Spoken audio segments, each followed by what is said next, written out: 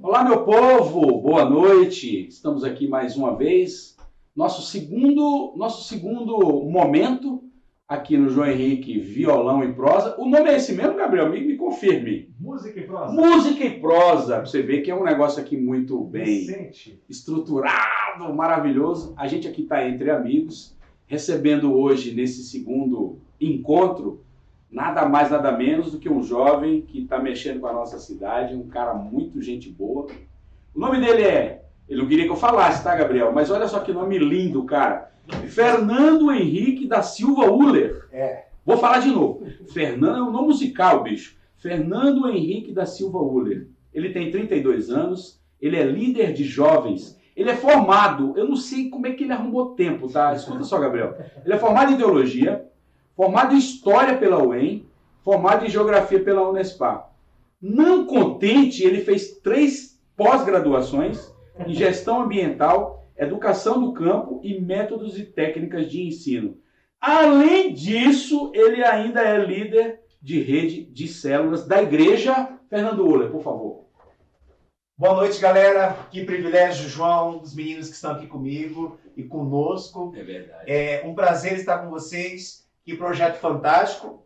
E completando a sua pergunta, nós somos líderes de células e líder de rede de jovens, né? De liderança de jovens da Igreja Batista Renovada, do pastor Juversino Aguiar. Bem Um conhecido. grande privilégio estar caminhando ao lado dele e dessa igreja top e essa juventude muito Massa, doida muito dessa doida. cidade. É por isso, bicho, que a gente fez uma conversa na nossa equipe, né?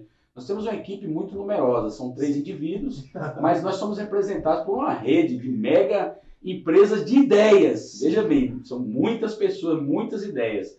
E daí a gente pensou, cara, a gente tem que chamar uma pessoa aqui que está mexendo com a cidade, né? As pessoas talvez não conheçam, mas eu vou puxar logo sobre isso aí, porque eu acho que é uma maneira muito boa de você se apresentar, eu acredito.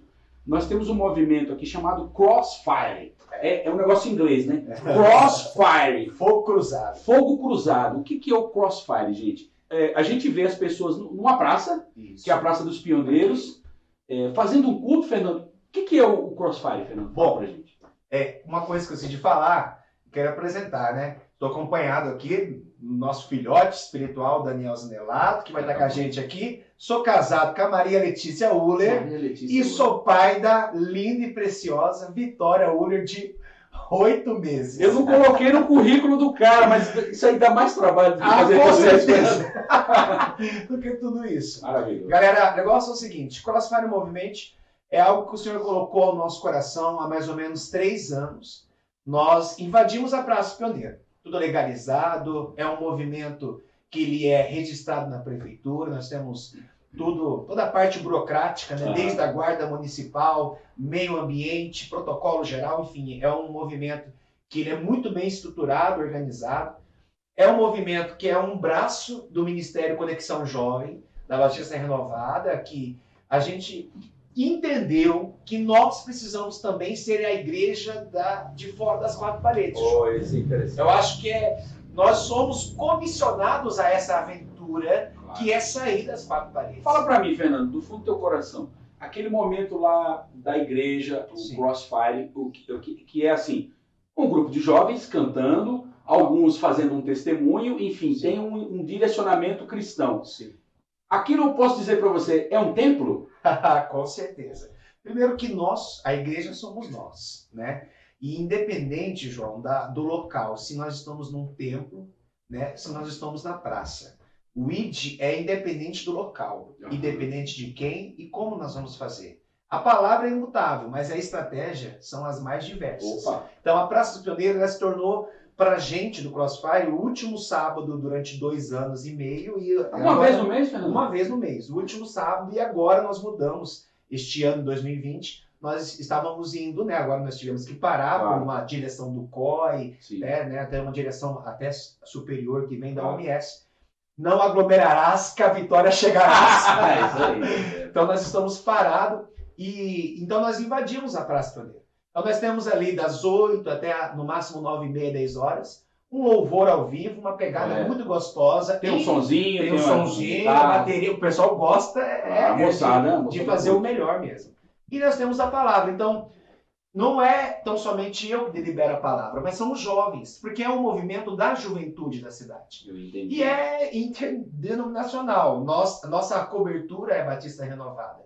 Mas nós temos católicos, as mais variadas igrejas evangélicas, que se público, não é? e faz a coisa. Qualquer pessoa que quiser assistir, ela pode assistir. A praça é nossa. A praça é nossa. A praça é nossa. E a praça é do Senhor Jesus. Deixa eu também. tirar uma curiosidade, então, sobre o Crossfire e a gente já passa para outro assunto. Fala para mim, como começou em relação a números de pessoas? E o que é que você tem hoje, né? E assim, vê se você lembra também para me responder. Foi uma ideia meio assim, vamos tocar um som aqui, ou uma coisa meio planejada, vamos fazer e vamos persistir que vai dar certo? Muito bem, então vamos lá. Quando a gente começou com algumas igrejas parceiras. Alguns amigos, líderes jovens também, de outras igrejas, que foram a chave para que a coisa pegasse. Então nós começamos ali com 3 a 4 igrejas participando, jovens, né? E aí, conforme a coisa foi caminhando, algumas igrejas desenvolveram projetos paralelos ao Cross e deram continuidade aos seus projetos nas suas igrejas, e aí acabaram saindo, mas nós permanecemos. Né? Era mais a cara de vocês. E a gente permaneceu. Tem muitas igrejas que ainda continuam frequentando, mas na liderança do Cross é a Batista Renovada, é a Conexão Jovem. Hoje, lógico, nesse boom inicial, muita gente. Mas hoje nós temos aí uma frequência de 200 pessoas, 250. Já aconteceu de ter momentos com mais ou menos. Até debaixo de chuva, João. Deixa eu falar para você. Eu não conheço todas as igrejas, mas que igreja consegue juntar esse tanto de gente assim hoje? Católico, assim, são... Digamos que num dia ruim, vou colocar assim, num dia fraco hoje, deu 50 pessoas? Cara, é muita gente. É muita gente. Quer dizer, essas pessoas estão vindo a palavra. Eu sempre penso assim, Fernando, se escapar um dali, é aquele cara que vai ser uma liderança, entendeu? Então, eu imagino que deva ser desse jeito que vocês levam também. E o Crossfire é Crossfire, né, Batista? Nós não pregamos placas de igreja. Liberamos Jesus de uma forma muito singela, uma palavra direcionada, um momento de oração e uma oportunidade de testemunho. E fala para mim uma coisa. Isso eu falo, um pouco da crítica em igrejas. Sim. O Crossfire não é um clube de jovens que vai tocar na praça todo sábado. Assim, tem um grupo já formado, sim, mas vocês não fazem exclusivamente para ter o prazer de se reunir e tal. Vocês querem Nós temos um objetivo, que é levar Jesus àqueles que precisam, àqueles que não conhecem, porque o foco mesmo é o evangelismo. Entendi. Porque assim, João, é muito trabalhoso. Você sair de todo um sistema, você sair de todo tudo aquele preparado. Tem que conhecer a liderança, com certeza. Fulano, vamos fazer. Tem que vender a ideia muito bem vendida. Mas nós temos todo o material, nós temos tudo pronto. Você pegar todo esse equipamento, trazer para a praça, depois tem que devolver, porque domingo pela manhã tem culto. Então, assim, é realmente o ID. É você fazer a diferença. Porque se não fosse somente para se reunir, nós se reuniríamos na igreja onde se tudo preparado. Acabou, bateu o alarme, tem banheiro, tem partiu para a feira comer pastel. O nosso ministério tem um ministério com isso. Então, é uma coisa divertida, mas é uma coisa trabalhosa. Eu fico imaginando um bêbado que apareça de repente, alguém que esteja drogado. Então, a praça é a rua, né? E acontece muito isso. Fala para mim. Tem alguém assim que foi para a igreja, mas era completamente dissociado de tudo que é religião e por conta do Crossfire essa pessoa está? Sim, nós temos casais que hoje frequentam a igreja, que são frutos do Crossfire, jovens, famílias inteiras. Não necessariamente precisa estar na sua igreja. Não. Porque o objetivo é esse, é levar Jesus. Se vai vir para a minha, ou se vai para outra, ou vai para qualquer outro tipo de religião, mas que tenha tido uma experiência com o Espírito Santo, é o que interessa. Maravilhoso. Entendeu? Às vezes nós pecamos muito nisso. Achar que por movimento ter uma base, ter uma cobertura, está diretamente ligada. Não. É ir de pregar. E nós não temos ir de pregar e trazer para a sua dominação. Fernando, vou tentar dar uma pimentada. Isso que você falou um pouquinho das pessoas acharem que é um padrão. Isso é o que diríamos ser a religiosidade, que às vezes atrapalha o trabalho espiritual até? Sim, a religiosidade é o grande vilão. Eu acho que o grande problema... As pessoas confundem um pouco isso, Fernando? Não, eu não sou religioso. Nossa, você é do outro lado. Não tem nada a ver. Né? Tem muito problema. Eu acho que o grande desafio da espiritualidade, independente da religião, estou falando da espiritualidade, acho que do cristianismo, vamos dizer assim, é você crer sem sentir e você fazer sem estar no padrão. Eu entendi. Uau! Porque às vezes nós precisamos sentir aquele arrepio para entender o que Deus está fazendo. E a gente precisa estar enrijecido dentro de um templo, que nem eu coloquei um trio elétrico, nosso ministério, um trio elétrico rodando a praça no carnaval. Recebemos muita crítica. Mas vem cá, tinha 650 jovens rodando a praça, adorando ao Senhor. Então é isso. Uma pessoa chegou para mim, João, e falou assim, vocês estão trazendo o mundo para a igreja. Eu falei, o mundo está na igreja. Pessoas. Cara, a igreja você fala que é um hospital? Uau, não hospital e escola. Hospital para curar e escola para ensinar. Mas eu vou fazer aqui, ó. Deus é por nós. Olha, vem cá, velho. Não é necessário, né? É muito mais válido você professar que Deus é por nós do que você tatuar uma coisa que vai ficar 90% do seu dia coberto. Mas não significa que esse cara que fez essa tatuagem está perdido, né? Não. Essa coisa é boa, que eu estou te né? falando. Aonde está o teu coração? Exatamente. O que você quer fazer na tatuagem? Qual é a motivação do teu coração? Agora, tem coisa que entristece o Espírito Santo. Ele sondar aí dentro, João, e ver que, de repente, esse podcast tem um fim totalmente paralelo ao objetivo inicial, ele trabalha. Exatamente. É essa a fé que eu professo e é isso que eu vivo. Legal. Entendeu? Não, isso é muito legal. Eu tive uma experiência contigo, eu falei, olha lá, fora, né? Eu tocava na igreja, estava tocando contrabaixo e você estava pregando na igreja que eu estava. E você veio, desceu lá e olhou para mim e falou assim, tu é nervo. Na hora, cara, na hora eu falei assim, eu fiquei meio pasmo, né? Eu ia falar para ele assim, nervoso? Mas isso me tocou muito, tá? Porque o nervo não é gordura, né? Não, o nervo, ele sustenta o que? A carne no osso, é isso? E dá movimento. E dá movimento. Isso é profundo, bicho. É maravilhoso. Junto com os tendões e os músculos. E eu sei, ó, que você é músico. Eu não vou te pegar no pulo, porque você é tecladista, né? Mas aí nós preparamos. Traz o teclado, Gabriel. Tô brincando. Não tem, não. Não teria problema nenhum. Vai resolver. Mas a gente tava com o Danielzinho aqui. Como é prosa e música, uau. Eu vou levar um som. A gente foi lá menor, né? Isso.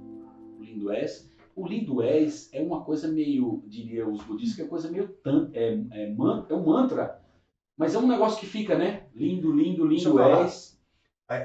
Nós vivemos, até o começo deste ano, um encurtamento dos louvores. Você lembra antigamente como os louvores eram? Várias estrofes e refrões, enfim. É verdade, você fala na produção de louvores. E os louvores ficaram o quê? Curtos, repetitivos, por quê? Comercial, pra vender. Será? Cara... Aí é uma questão de ponto de vista. Tudo bem que muitos louvores são comerciais, mas... eu prefiro muito mais um louvor fixado na cabeça. Entendi. Você é o cara do chiclete gospel. Se for preciso, conheceis a verdade vos libertará. Porque ela vem pelo ouvir, né? Entendi. Essa seria então. Eu vou dar passagem aqui agora. Faça o que você quiser. Vem cá. Ele não quer vir não, mas ele tá no espelho ali, vocês estão vendo. Esse cara canta muito, cara. Esse cara é o Daniel. Quantos anos você tem, Daniel? 15. Tu tá velho, bicho. Eu pensei que era uma criança. Que ia fazer um negócio de 5, 10 anos de idade. 15 anos, cara. Você canta muito, bicho. Obrigada. Canta lá na igreja?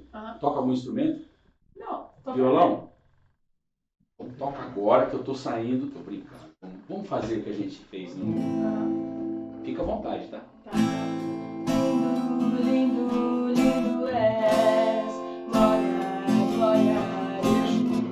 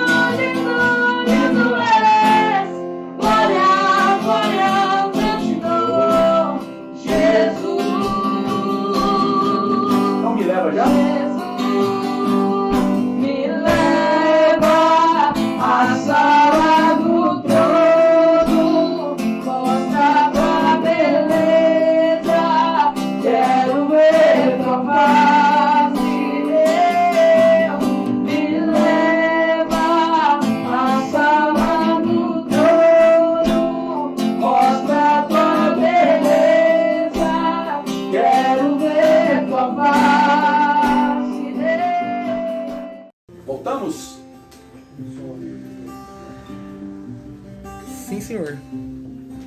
Olá, meu povo!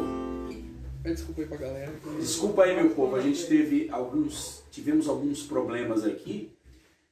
Hoje em dia está bem complicado, viu, Fernando, a questão da internet. Então, peço desculpas aos colegas, às pessoas que estão acompanhando.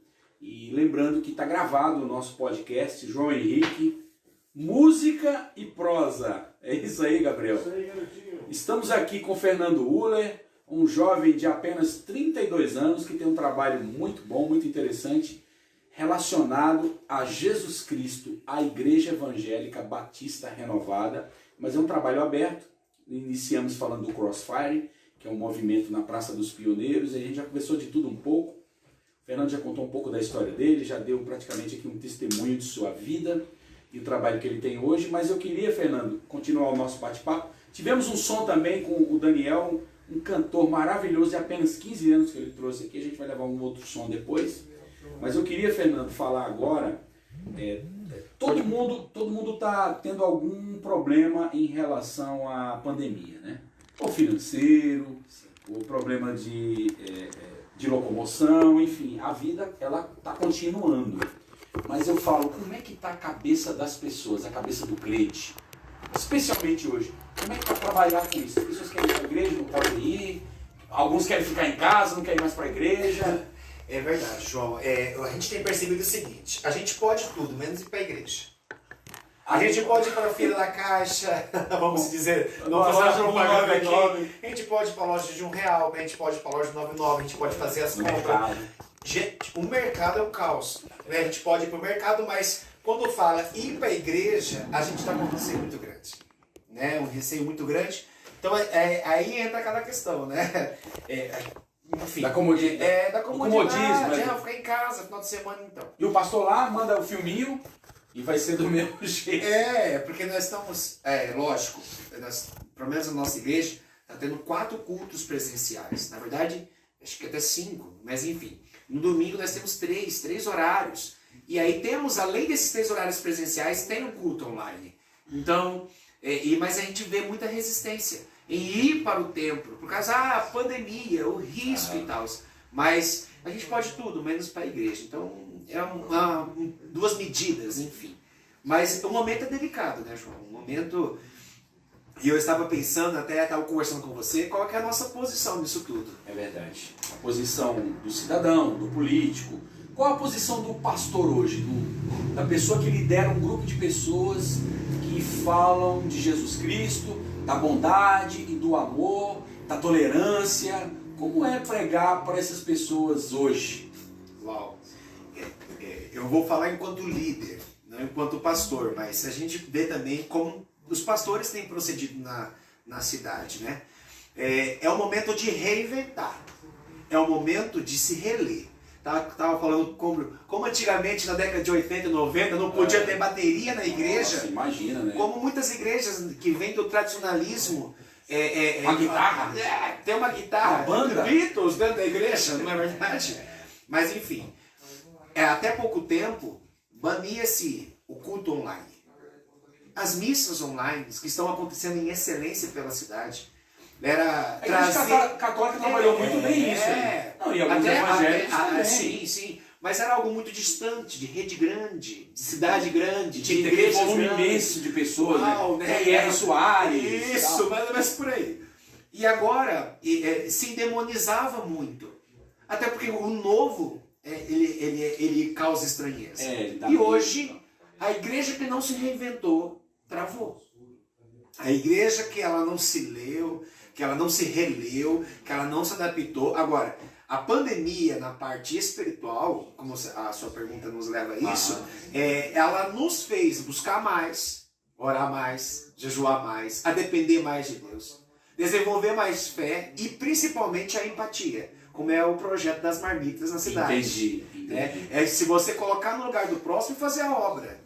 Né? A empatia, a compaixão. Isso é cristianismo. Lógico. Sair das quatro Isso paredes. É palavra. E fala pra mim, você falou que tem um trabalho de entregar comidas às pessoas. Uau. E para qualquer pessoa tem um lugar específico? Nós temos um projeto, eu juntamente com o pastor Marcos, que agora está na frente da Provopar, o Benjamin também, que é uma das pessoas chaves desse projeto, que também trabalha na prefeitura. E Eu, o advogado Benjamin. Nós Grande pessoa. nós somos os 3 coordenadores do projeto de entrega de marmitas para andarilhos, mendigos e dependentes químicos.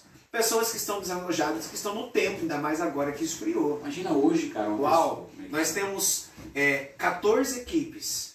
14 equipes que entregam de 60 a 65 marmitas todos os dias. Quem banca isso, Fernando? Pera lá. Almoço e janta. interessante. Quem banca isso é uma sociedade com o coração ardendo em se colocar no lugar do próximo. Isso é muito interessante. Então nós temos igrejas católicas, como a Paróquia São Paulo, a Comunidade Emanuel, né, na figura do André, né, o irmão do padre, enfim. Nós temos comunidades de bairro, como é o caso do pessoal do bairro ali próximo do teatro, na figura da Beatriz. Nós temos a igreja Cear, a Igreja Batista Renovada. Acho que o nós Avivamento temos o Avivamento tem um também está com a gente. Enfim, são um grupo de pessoas que estão se colocando. Cara, deixa eu entender então, para o pessoal entender. É um pool de igrejas, como se no capitalismo as empresas se reunissem para lucrar muito. Na verdade, vocês estão se reunindo para fazer o amor, praticar. É semear. Falar em Doações. fazer amor e semear, a nossa querida amiga Luzimar, ela está perguntando o seguinte: Deus pode permitir, pastor, que alguém seja ferido, que Deus permita alguém que venha ter um trauma, alguma coisa que aconteça na vida dessa pessoa, uma desgraça, alguma coisa ruim, Momento delicado. para depois Deus cicatrizar, renovar essa pessoa e ela servir de um espelho, de uma... enfim. Bom, a maioria das nossas decisões e das nossas circunstâncias, a maioria delas são cavadas por decisões próprias.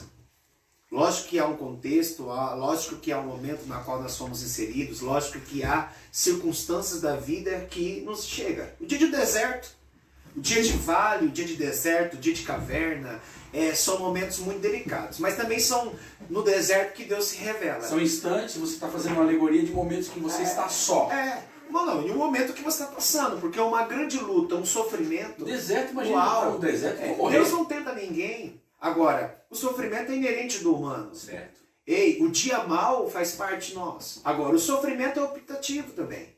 Às vezes nós potencializamos muito sofrimento em vez de buscar a solução. Entendi. Às vezes a consequência ela fala mais alto do que a causa. Que pode ser uma doença também, Uau. né? A pessoa Agora, precisa de um... muito bem. Agora, ô João, que Deus usa as circunstâncias que a gente enfrenta para trabalhar conosco, isso é claro. Oportunidades. Eu acho que a sensibilidade... Qual foi os dias que você estava mais sensível? No dia de luta. Sem dúvida. Qual é o dia que você buscou mais? Um dia que estava tudo bem na abundância? Não. Ou foi no dia que a coisa apertou? Não, é quando aperta mesmo. Lógico. Então, o sofrimento é uma perda. Um luto, como nós temos hoje... Ei, peraí, 111 mil, se não me engano, mortos no Brasil. Quantas famílias estão lutando? É mais que uma Paranavaí. Imagina o país perder uma Você cidade. É muito sério. É muito sério. Então, assim, o sofrimento faz parte do humano. Agora, como a gente vai lidar com isso, faz das circunstâncias. E Deus usa isso para trabalhar com a gente. Como vai lidar, né? Aí eu fico pensando, né? Uma pessoa que está lá na igreja e fala assim, mas morreu 140 mil de gripe o ano passado. Como se isso fosse validar essas mortes atuais. Gente, São não é para morrer contextos. ninguém, né? E a dificuldade é o seguinte, João. Eu tava vendo um artigo nesta tarde. Uma coisa, Gabriel, me chamou muita atenção. 2009 foi quando explodiu o H1N1. Uau! Ei, sabe tinha um potencial como essa, né? Diziam, né? Tinha um potencial como essa. Potencial e matou muita gente. Matou muita gente. Não só no Brasil, mas no mundo.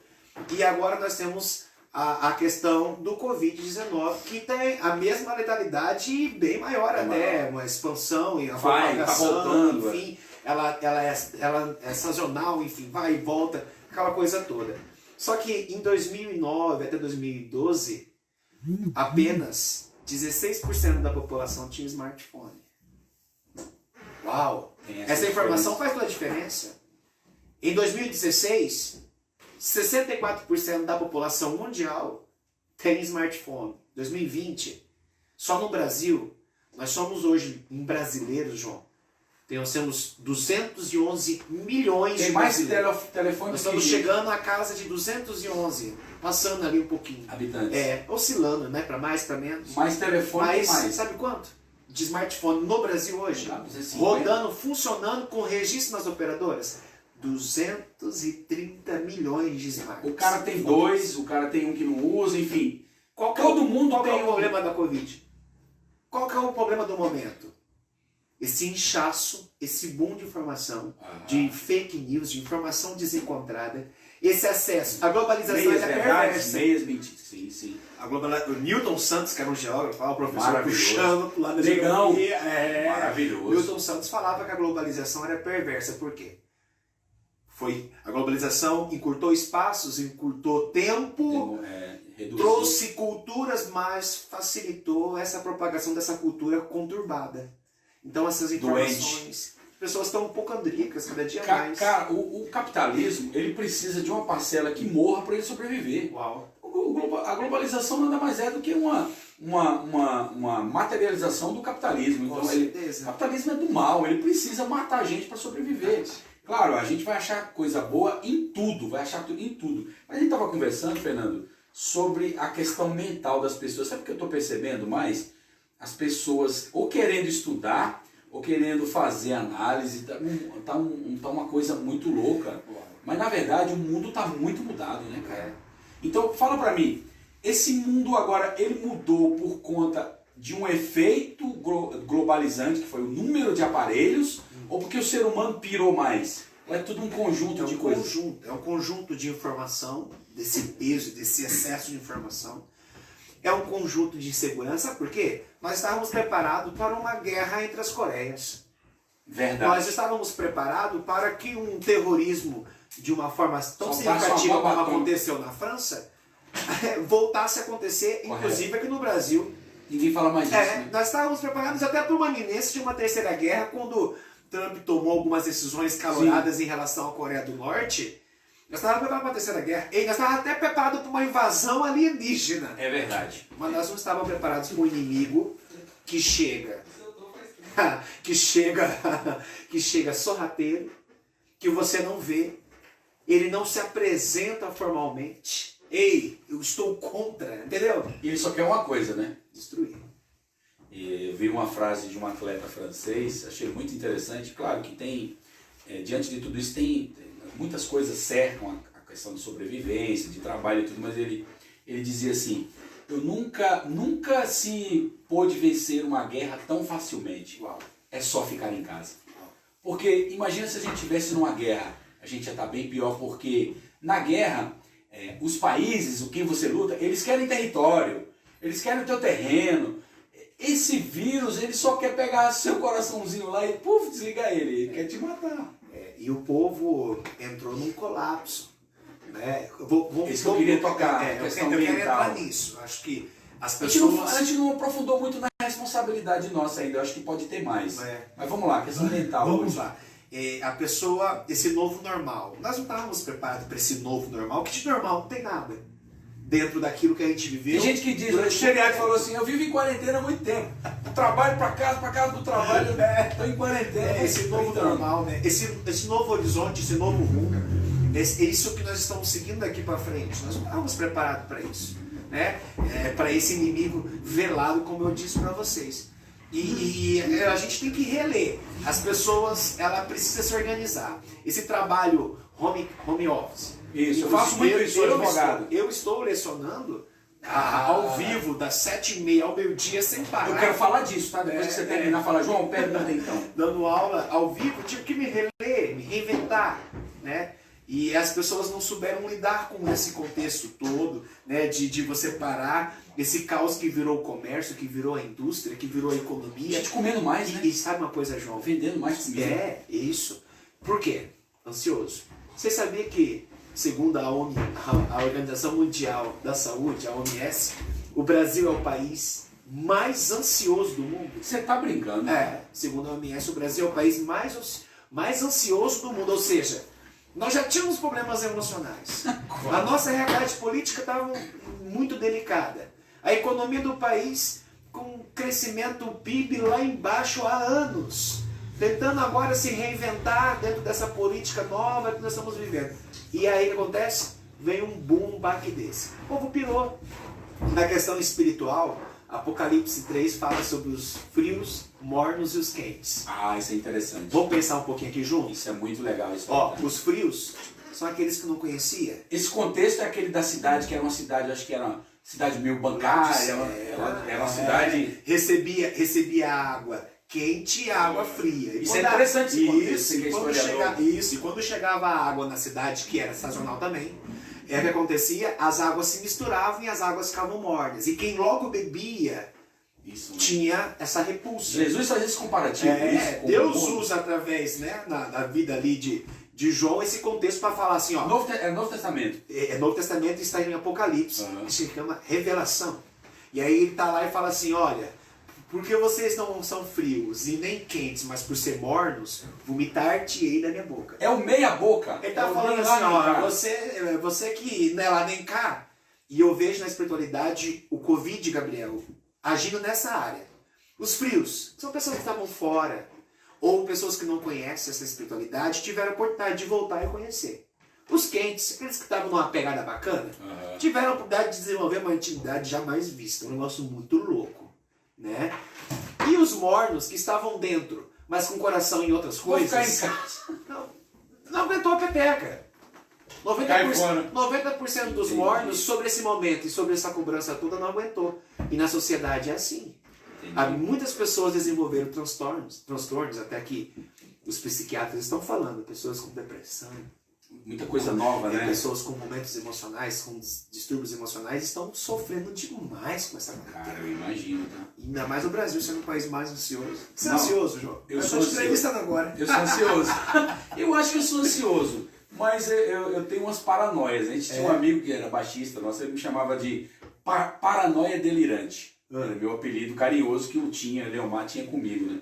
E às vezes Salve, Leomar. você conheceu ele, né? Lógico, meu Então, amigo. era o único cara que me chamava de Saudades paranoia. imensas. Saudade demais. Paranoia delirante. Fala, João, você é uma paranoia delirante. Então, eu mudei muita coisa em relação à pandemia, mas eu fico percebendo o seguinte: muita coisa em volta de mim mudou bastante. Por exemplo, é isso que eu ia perguntar para você. Como é que você consegue dar aula e como é que você consegue ter uma criança do outro lado que não está acostumada a ficar no computador das 7h30 a meio-dia, por causa dos meus? E eles estão ficando pirados, cara. E eles estão tendo aula à tarde. Sim. Eu falei com a coordenadora da escola, eu falei, querida, a gente tem que mudar esse sistema. Eles não conseguem ficar tanto tempo. Eu imagino o professor também. Ela falou, João, o MEC exige que eu cumpra Carga o dia letivo. Carga horária. Gente, mas eles vão ficar loucos, os pais também vão ficar malucos. Porque vocês estão trabalhando mais, eu acho. Uau. Tenho muitos amigos professores. E os alunos estão ficando mais pirados ainda. E parece que é tudo para ter um número no final. Vamos fazer o seguinte, passa todo mundo. Que é um mundo atípico, é um ano atípico. O ano atípico é a questão da nova rotina, do novo normal. Né? Eu vejo, dentro da minha realidade, uma escola privada, com muito mais acesso à internet, com muito mais acesso Uma escola à de elite, smart. a escola Independente de qual seja, né? Mas de um nível a escola particular ela tem uma realidade diferente. diferenciada. Né? Mas o que a gente percebe? A gente percebe assim, uma oscilação desses alunos. Agora eu não trabalho só lecionando para alunos, também tenho contato, videochamada com o próprio ministério.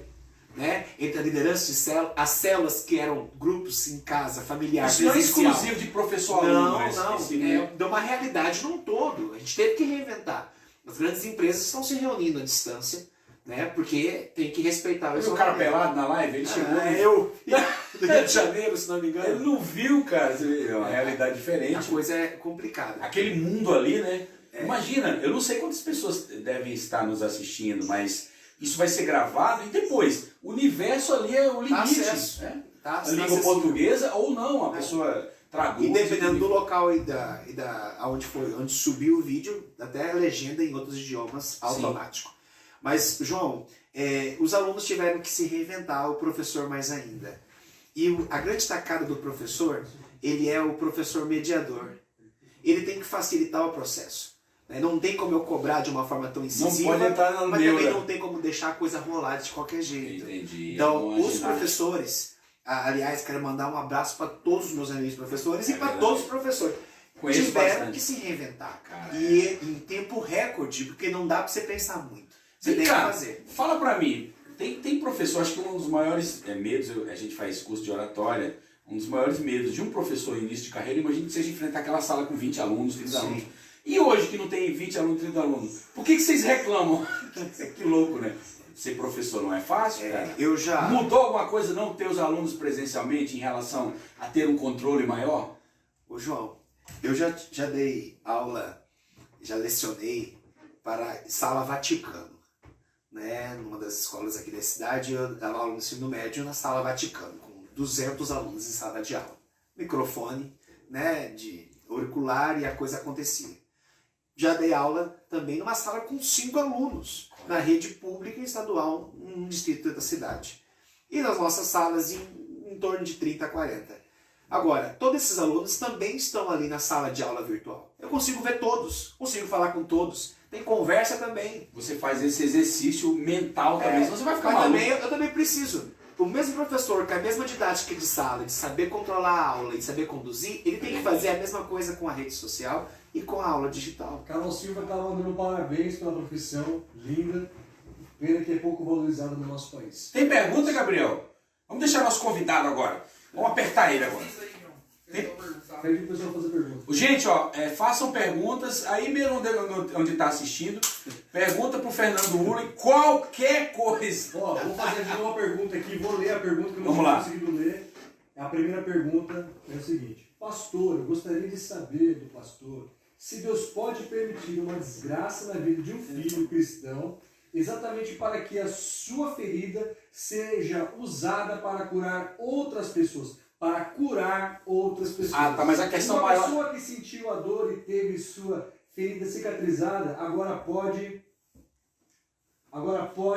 compreender a dor do outro. Muito bem. A grande questão da pergunta, eu acho que é bem no começo, né? Se Deus, como é que é? Se Deus pode permitir, é isso? Deus pode permitir uma desgraça na vida. Eu acho que é isso, né? A pergunta é isso, né? Sim, sim. Para que a sua ferida seja usada para curar entendi. outras pessoas. Sim. Deus pode permitir que algo de ruim aconteça para que no futuro você É uma perguntinha. pode ser é uma usado pergunta para curar outras profunda. vidas. Mas com certeza, ó. Se você fazer o raio-x das pessoas que caminham comigo hoje, são pessoas loucas. Em qual sentido? Olha lá, Gabriel. Em qual sentido? Isso aí faz São tempo. pessoas que são parecidas com a minha chamada. Entendi. Eu tenho no nosso Se ministério... identificam. Se identificam. Entendi. Eu tenho no nosso ministério ex-drogados, traficantes, né? Pessoas com dificuldades na área sexual, enfim, entre outros motivos, entre outras dependências, entre outras mazelas, enfim. Por quê? Ela falou uma coisa interessante. O sofrimento existe sim. E ele pode, depois de curado, ser exemplo para curar feridas. Porque eu sei o caminho. O testemunho. Como eu venci a cocaína. Ninguém mais E que eu sei eu. como é que eu faço. Ninguém pra mais pessoa. que eu e É. tal. Agora, existe uma vontade permissiva. Mas isso não é uma coisa muito pessoal? É. Essa experiência pessoal Sim. é um caminho para os outros. É, lógico, a pessoa vai olhar em você e extrair de você Ele aquilo que entende Ele melhor. conseguiu, eu também acho que posso. Lógico, com certeza. A mesma força que há em mim há em você. Você tem que potencializar. Todas as dificuldades nos impulsionam Lógico, a nos reinventar. Ó, com certeza. repita. Todas as dificuldades Todas as dificuldades nos impulsionam a a reinventar. nos reinventar. Repita, João. Todas as dificuldades Nos impulsionam nos impulsionam a nos reinventar. a nos reinventar. Isso é aqueles negócios agora, como é que chama? Coach. Coach Gabriel Tamelengue. Isso foi Luzimar. Beijão, Luzimar. Silva. Luzimar tá acompanhando a gente. Muito Silva. bem. E olha só, há uma vontade diretiva e uma vontade permissiva de Deus. A vontade diretiva é o caminho a ser seguido por onde você deve perseguir. E onde você deve persistir e andar. E a vontade permissiva tem coisa que vai acontecer, que a gente caça, o Senhor fala, não entra nisso, e a gente entra. Vai. E existem sofrimentos que vão acontecer, que são inerentes do humano e que também vai ser usado para a glória de Deus. Sabe que eu lembro tudo isso que você me falou? Eu lembro de uma historinha, eu costumo contar no curso de oratória. Tem muita gente que confia muito em Deus, né? Mas tem que entender também as mensagens. É assim, é um naufrágio, todo mundo ali praticamente se salvou, porque agarrou em alguma coisa e um cara muito temente a Deus se agarrou numa boia lá e falou aqui, o senhor vai me ajudar, eu vou me salvar. Veio um helicóptero. Gente, estou jogando boia, vocês vão ser puxados para um outro navio e tal. E o cara, eu não vou, porque Deus vai me salvar. Veio uma lancha, porque ficou alguns ainda, né?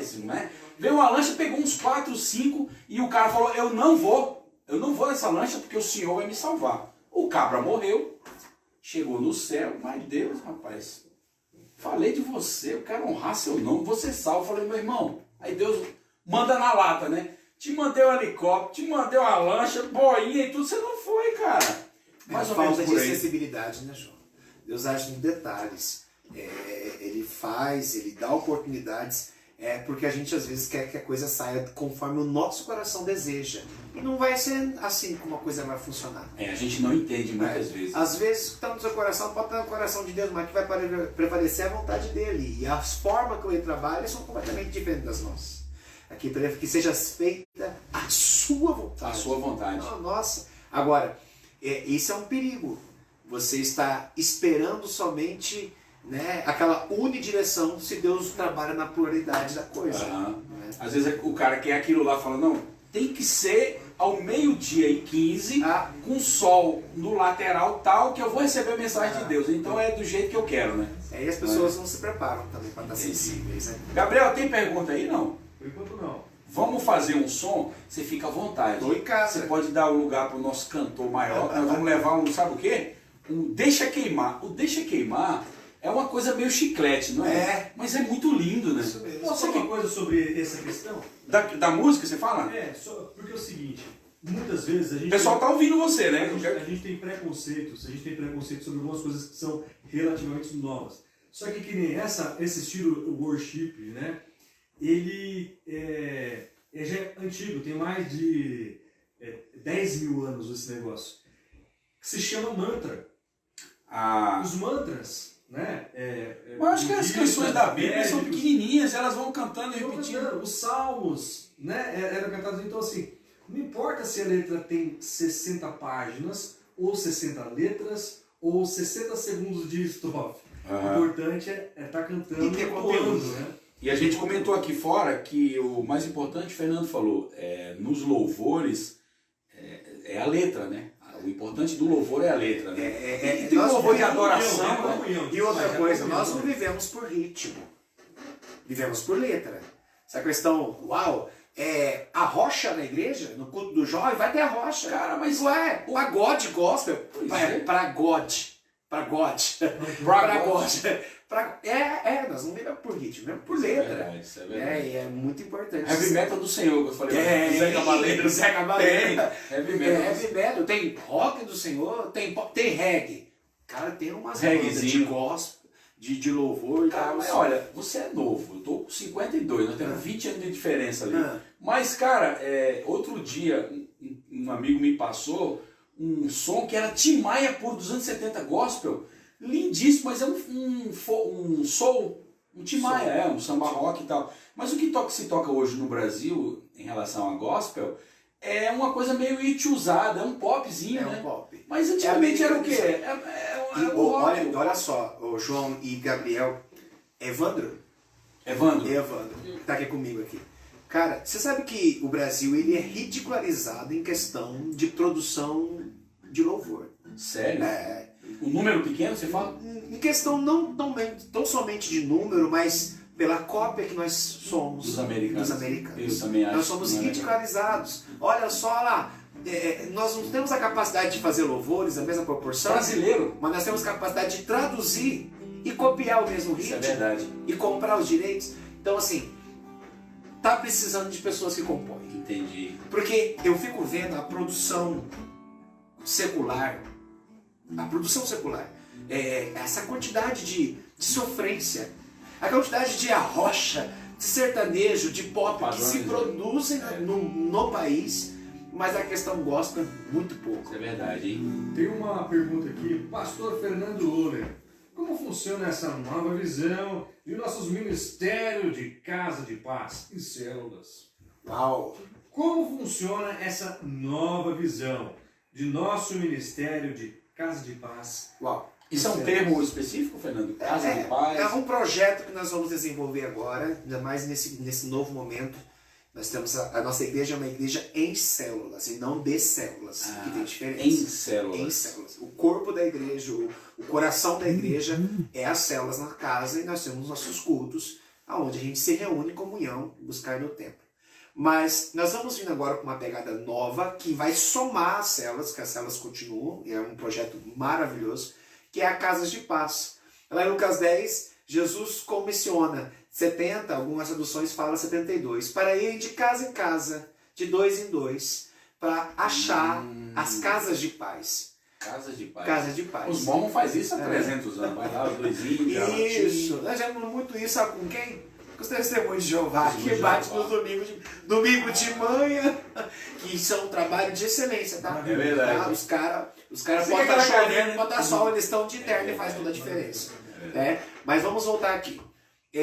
Essa Casa de Paz é esse projeto, então, de a gente achar filhos da paz, para ter casa de paz. Pessoas querem abrir suas casas para aprender um pouco mais da palavra. Legal. Longe do templo, daquela religiosidade onde a gente pode estar de shortão e chinelo e conhecendo um pouco mais da palavra. E de repente o cara não tem obrigação de ir para a igreja. Né? É um projeto novo que vai estourar aí. Legal. Quem quiser saber mais, me procure. Legal, legal. Eu tô querendo casa de paz. Agora, uma pergunta aqui pra galera. É o seguinte. A utilização da internet sexualizou demais a juventude. Uau. Tudo passou a ser permitido. Como falar para essa juventude que o sexo é só depois do casamento? Uau! Cara, Vamos cantar primeiro? Bora! Depois a gente entra nisso. Vem cá, Dani.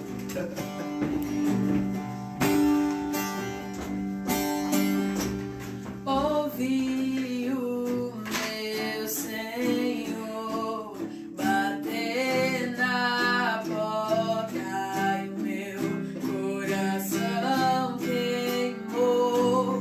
Ouvi o meu Senhor bater na porta e o meu coração queimou. Não vou parar, gastarei minha vida aos teus pés. Eu não vou parar, gastarei minha vida aos teus pés. Vamos lá, igreja, né? Deixa queimar, deixa queimar, deixa queimar, deixa queimar, deixa queimar, deixa queimar, deixa queimar, deixa queimar, deixa queimar, deixa queimar, deixa queimar, deixa queimar.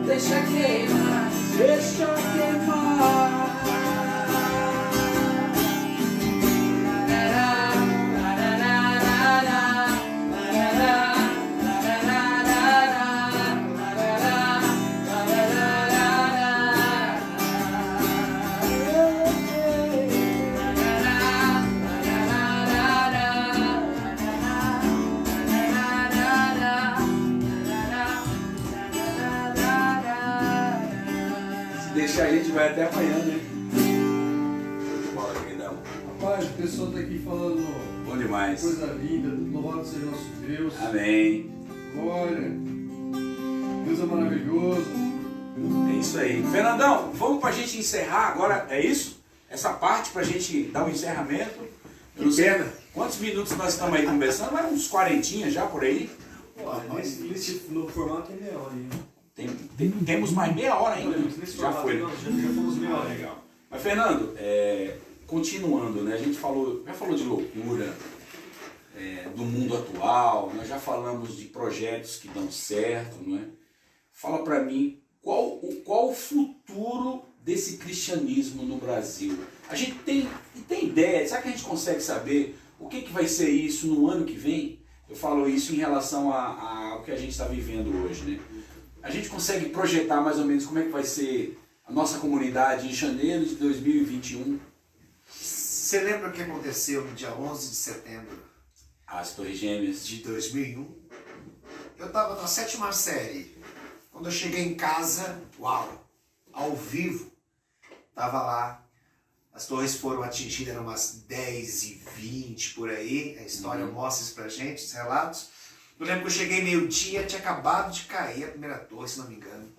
E a segunda torre e o prédio número 7 eram os próximos. Tudo ao vivo. Tudo parou. Eu lembro que eu cheguei, não sabia o que estava acontecendo, eu lembro que tinha todo mundo na frente da televisão, aquele contexto todo.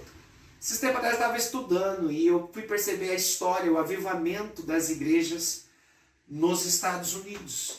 E uma das coisas foi o crescimento exponencial da igreja nos Estados Unidos de 2002 em diante. Por quê? Por causa do momento delicado que se viveu. A gente percebe também um novo avivamento a partir de 2010, por causa do contexto que se viveu durante aquela pandemia. A igreja perseguida, lá em Atos, ela multiplicou devido a uma perseguição. Dos romanos e o peixinho escrito na frente da casa para se esconderem e tudo mais. E isso aqui, ó. As pessoas eram jogadas para os outros aplaudirem, né? Para os leões, né? Sinais de identificação, o peixinho, o próprio sinal da cruz, enfim, faz parte da história. Então, o que eu quero, o que eu entendo, o que a história nos deixa como base?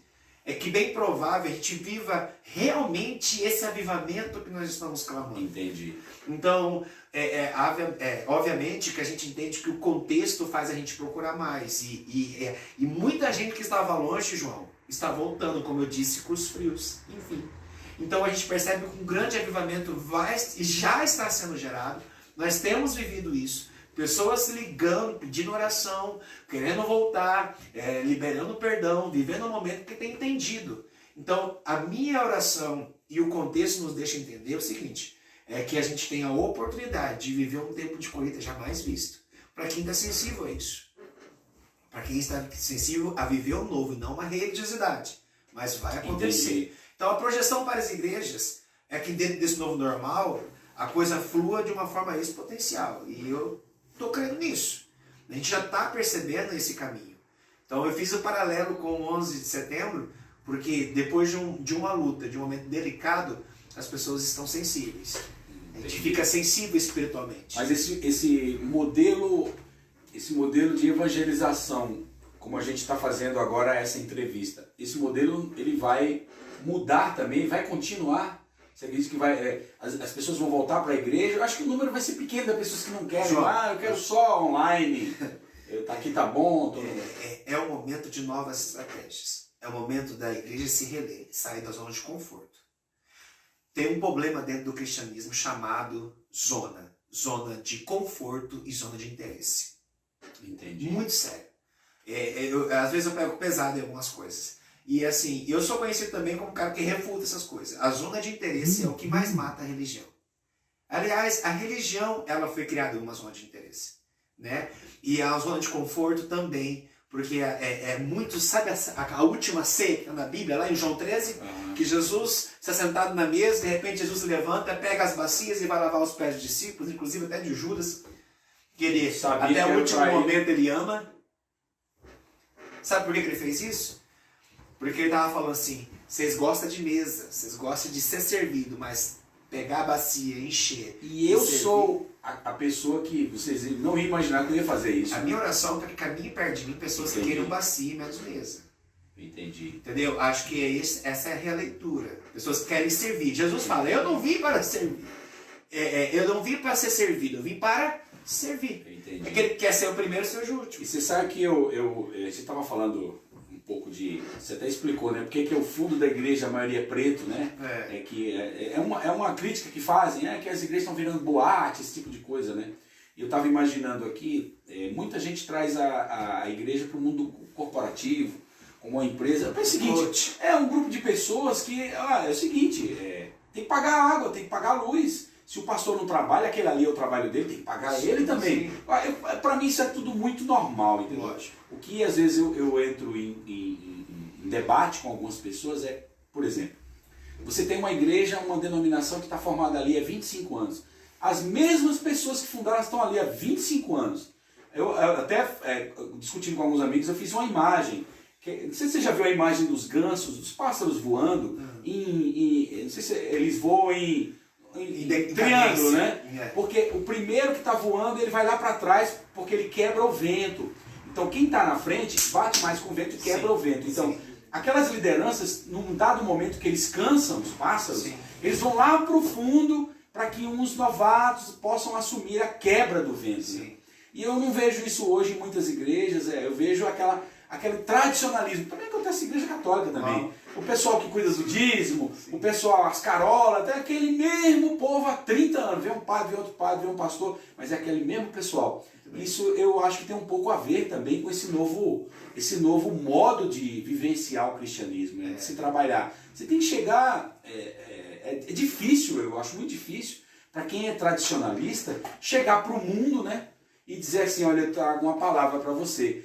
Por exemplo, você ouvir hoje uma pessoa dizer, você está trazendo muito mundo para a igreja, mas fulano, o mundo não está doente? Eu não quero ajudar a curar esse mundo? Essas coisas... É o fazer o que ninguém quer fazer, né?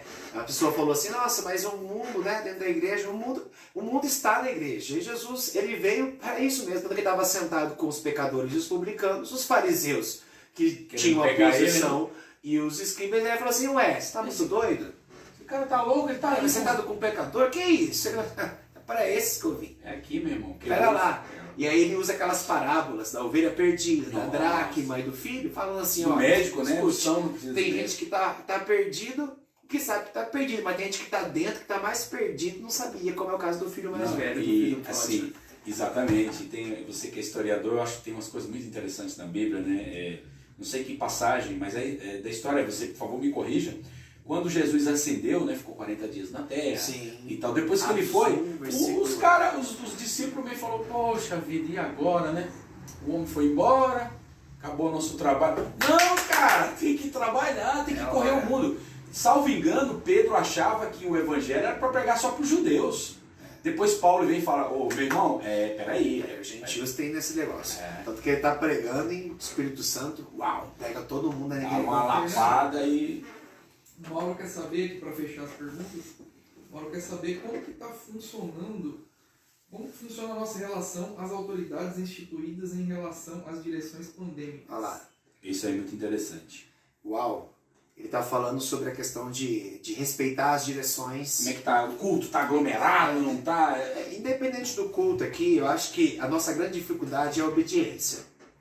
O ser humano é desobediente. A grande dificuldade é a desobediência. E Deus usa autoridades instituídas. Romanos 13 fala que todas as autoridades instituídas foram elencadas por ele. Nossos prefeitos, nossos vereadores, nosso presidente, enfim, nosso governador, independente de questão de partido, é instituída. Nossos juízes, os policiais, os médicos. Ruim. A autoridade é instituída por Deus. E a nossa obrigação é aprender a obedecer. Isso significa que são bons, né? Porque foram instituídos por Deus. Nós temos aí a Constituição, que garante toda essa obediência, enfim.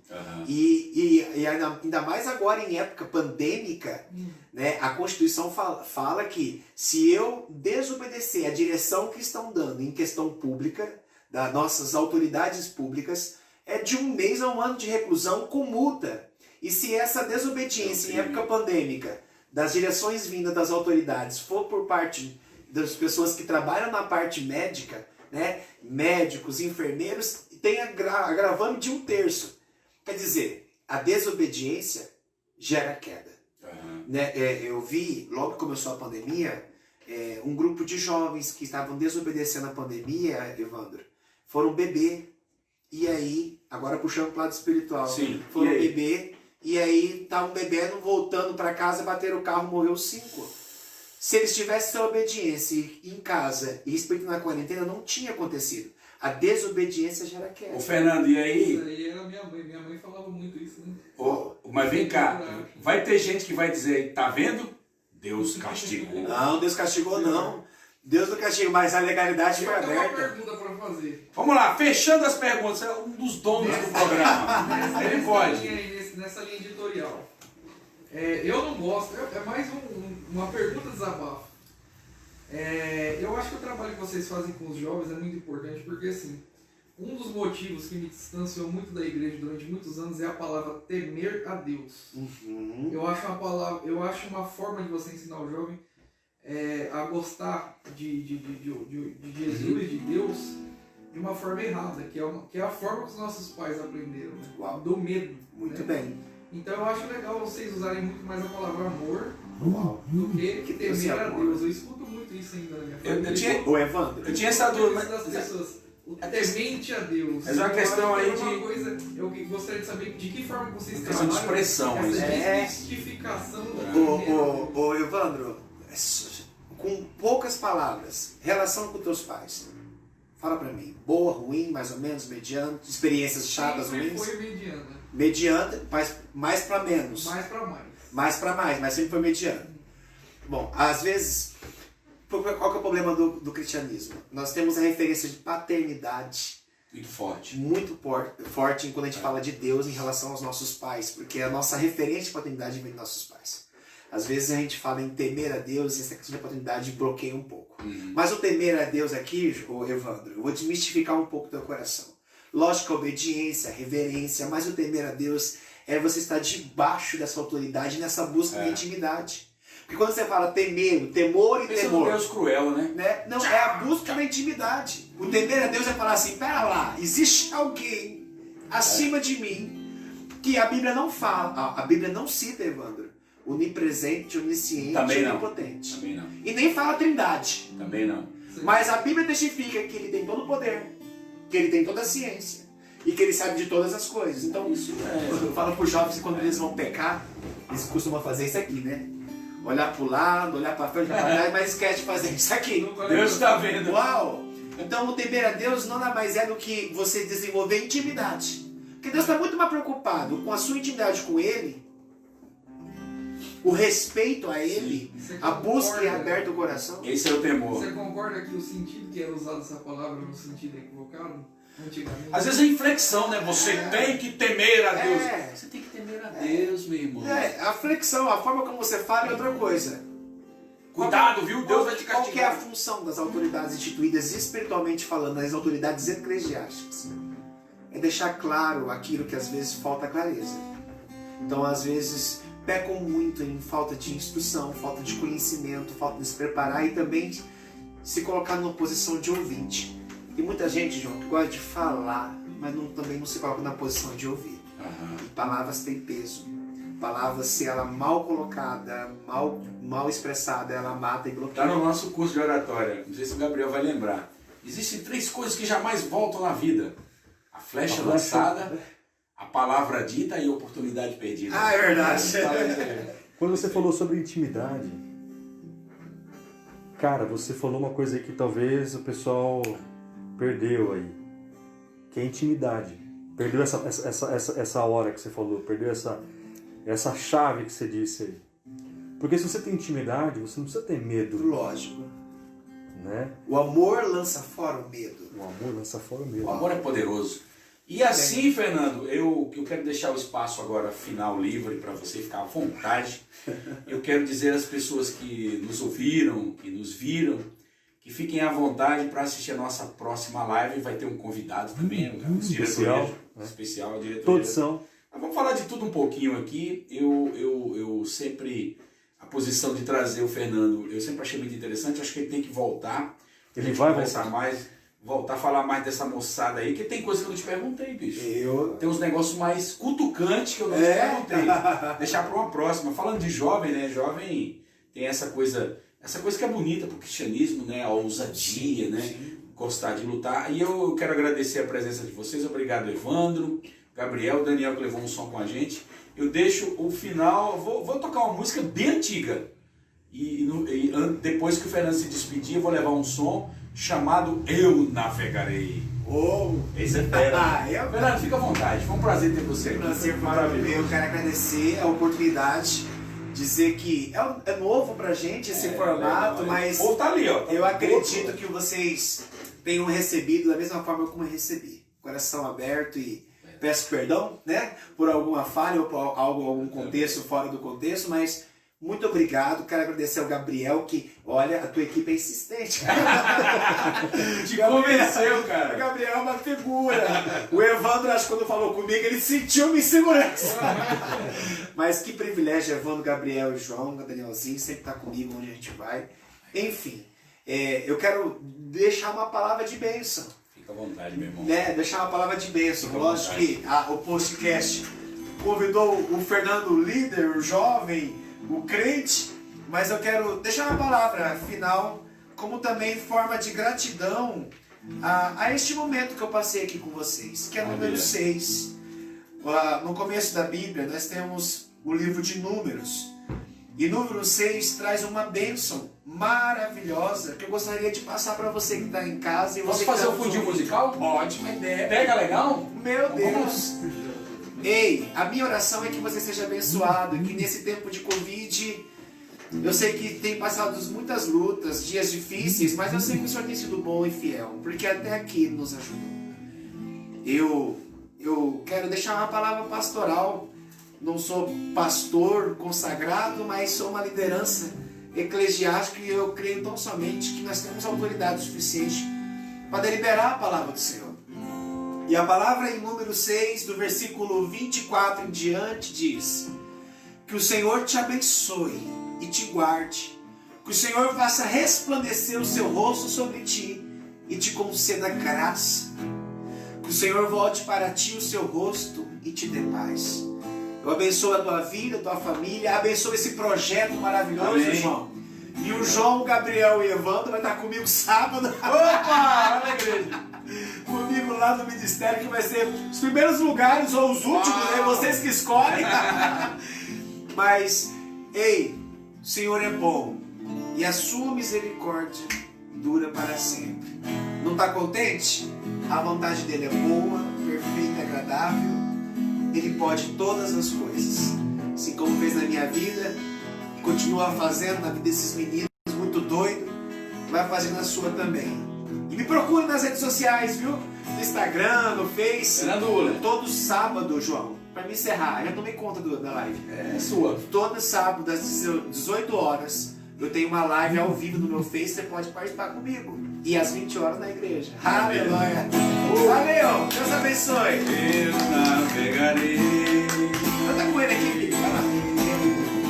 no oceano do Espírito. Eita! E ali adorarei ao Deus do meu amor. Eu navegarei Lindo demais. no oceano do